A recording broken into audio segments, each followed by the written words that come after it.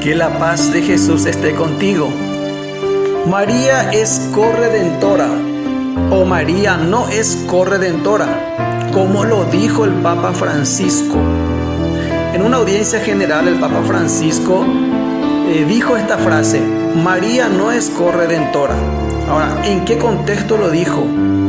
¿Qué significa eso que dijo el Papa Francisco para la fe de la Iglesia? ¿En qué afecta la fe de la Iglesia? ¿Es un dogma que se quiere declarar María corredentora como dogma? ¿El quinto dogma mariano? ¿Qué son los dogmas? Bueno, en menos de 15 minutos vamos a tratar de abarcar lo máximo posible este tema, pero viéndolo de un enfoque totalmente diferente al que se dan en las redes. Se están dando en las redes últimamente. Se ha abierto dos posturas en cuanto a si María es redentora. Muchos dicen que sí, que la Iglesia a lo largo de la historia lo enseñó, o María no es corredentora. El Papa Francisco ya lo dijo. Entonces, ¿qué creemos? ¿Qué implica eso para nuestra fe como católicos? Bueno, yo no tengo a mano la transcripción de la locución del Papa, la catequesis del Papa, pero recuerdo que fue en una catequesis orando con María. Pero el Papa en ese momento en que dijo esa frase estaba hablando de la redención de Cristo. Cristo como único redentor. María se presenta, dice el Papa, no como redentora ni como corredentora, no se presenta como una diosa. María se presenta como discípula. Y el Papa Francisco habló maravillas, habló cosas muy bonitas de la Virgen María, habló de la maternidad divina de María, habló de que María es modelo de discípulo y habló del pueblo cristiano católico, de la piedad popular que a veces exagera con los títulos que le da a María. Yo siento y expresaría lo que dijo el Papa como aquel hijo que le dice a su mamá: mi mamá es la más bonita del planeta. El otro hijo le dice: mi mamá es la más hermosa del universo. Ambos tienen razón. Y capaz que sí, es la forma en que ellos sienten y se expresan de su madre. Pero una dijo bonita y el otro dijo hermosa. Son dos palabras diferentes. Tal vez en nuestro idioma la palabra corredentora tenga un impacto más fuerte que otras palabras. Corredentora. Sí, sabemos que el único redentor es Cristo. Definir qué es redimir. Redimir, como habíamos dicho varias veces, es volver a comprar o liberar de la esclavitud, como dan las definiciones en los diccionarios. Eso es redimir, pagar el precio por algo. De hecho, Cristo es nuestro redentor por cuanto nos compró, nos liberó de la esclavitud del pecado. Por eso es nuestro redentor. Él es el único que pudo pagar el precio de nuestra libertad, o sea, de nuestra redención. Cristo es el único. Pero a veces hablamos de María como corredentora, diciendo que María colaboró con Cristo en esa misión. Una manera sencilla de hablar: Cristo necesitaba pagar esa deuda, pero prestó porque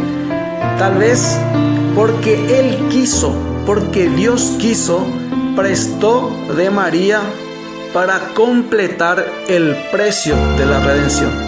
Pero ¿qué es lo que estás diciendo, Hugo? ¿Cómo Cristo va a prestar de María? ¿Que acaso Cristo necesitaba imperiosamente de María? Cristo se hizo hombre y prestó la humanidad de María. Eso prestó Él. Recibió de María la humanidad. Y ahí Él completa. Es como completar el monto que faltaba, los billetes o las monedas que faltaba para pagar algo. Prestó de ella para pagar. Entonces ella colaboró. Ella cooperó en el rescate en el precio que se pagó.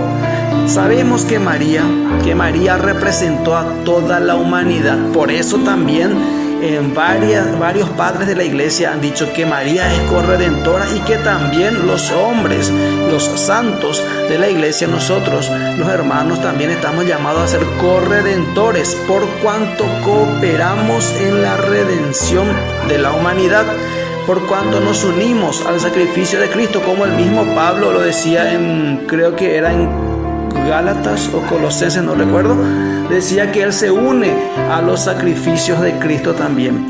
Entonces, desde ese sentido sí se podría decir que es corredentora, pero ahora vamos al tema.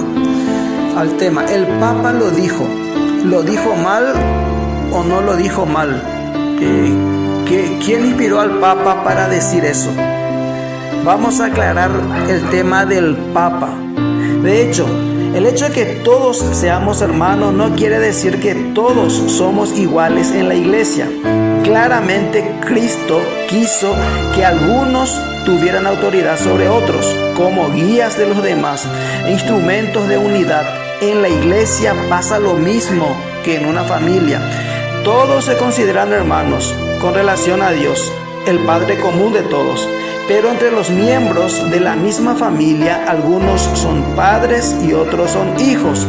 Así en la iglesia todos somos hermanos frente a Dios, pero entre nosotros mismos algunos representan a Cristo como cabeza, y por eso gozan de una autoridad especial para el bien de todos los demás miembros de la iglesia. Esto está muy bien claro en la Biblia.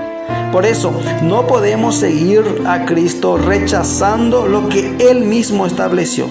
La fe exige la obediencia a la voluntad de Dios, y por esta razón es un error decir yo creo en Cristo y basta. No, si crees en Cristo, tienes que aceptar su iglesia como Él la quiso y la estableció, y no vos forjarte una idea de iglesia ajena a la Biblia, como algo puramente espiritual o indefinible, para después sentirte con el puro derecho de fundar tu propia iglesia.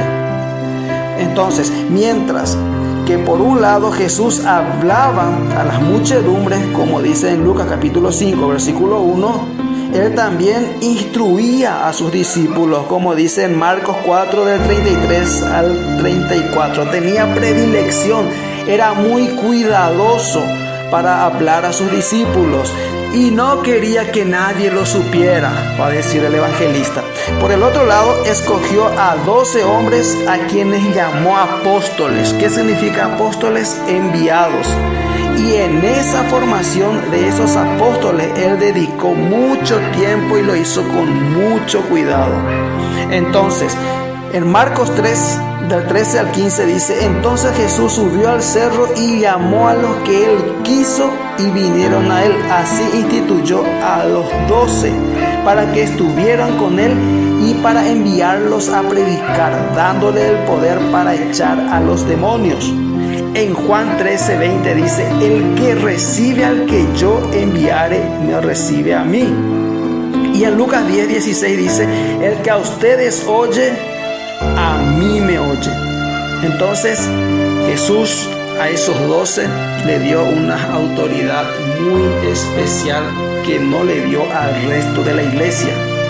Por eso en el catecismo de la Iglesia Católica, al hablarnos de la etapa de la revelación, desde el numeral 50 puedes darte un paseo por el catecismo de la iglesia para ver las maneras en que la iglesia nos enseña de cómo Dios se va revelando, la verdad divina, cómo llega al hombre.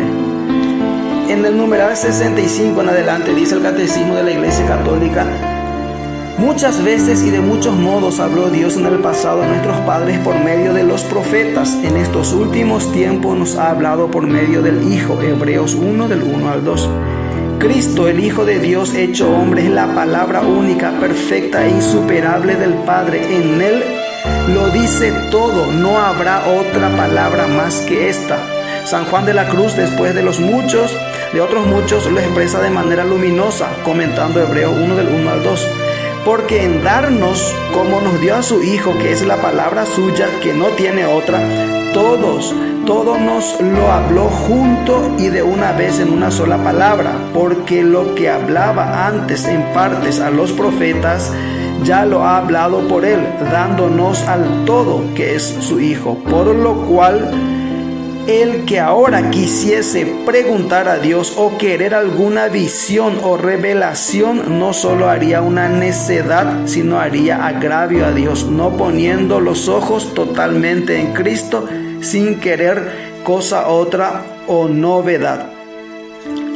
En la revelación, Dios reveló a través de los profetas, a través de la cosmogonía, después de las teofanías y luego últimamente a través de su Hijo Jesús. Su Hijo Jesús sabía que esa revelación que él iba a durar estaba limitado en tiempo y en espacio. Entonces, este Dios, numeral 74 del Catecismo de la Iglesia Católica, este Dios que quiere que todos los hombres se salven y lleguen al conocimiento de la verdad, 1 Timoteo 2:4, es decir, al conocimiento de Cristo, es preciso pues que Cristo sea anunciado a todos los pueblos y a todos los hombres, y que así la revelación llegue hasta los confines del mundo. Dios quiso que lo que había revelado para salvación de todos los pueblos se conservara para siempre íntegro y fuera transmitido a todas las generaciones.